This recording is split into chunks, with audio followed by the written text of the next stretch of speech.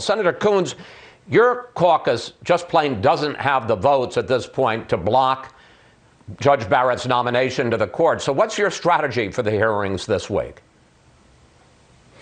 Well, I'm going to be laying out the ways in which Judge Barrett's views, her views on reaching back and reconsidering and overturning long-settled precedent are not just extreme, they're disqualifying.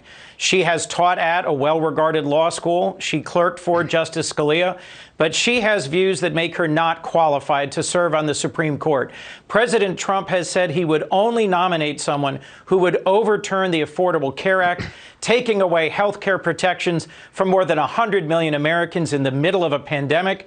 And both President Trump and members of the majority on this committee have said they would only vote for a nominee who would overturn Roe versus Wade. As I will lay out in my questioning this week, we shouldn't be having this hearing with two members of the committee infected with COVID.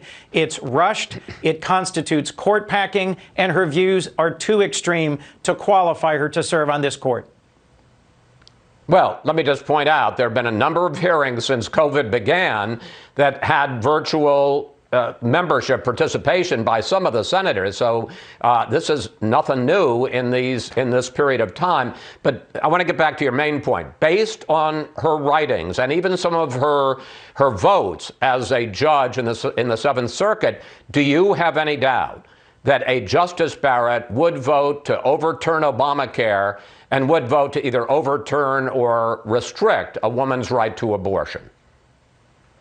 I think she's made that very clear in recent writings. And frankly, don't just believe me, believe President Trump. He said publicly, I will only nominate someone who will overturn the Affordable Care Act. Judge Barrett directly criticized Chief Justice Roberts just 3 years ago, saying that his decision 8 years ago upholding the Affordable Care Act stretched the plausible limits of the text and criticized him for not being a proper textualist. This is hard for your average American to follow, I think. When I spoke with a constituent here in Delaware last week, someone with a pre-existing condition, she said, I thought this was settled. I thought years ago that the Supreme Court upheld the Affordable Care Act. I said, that's right.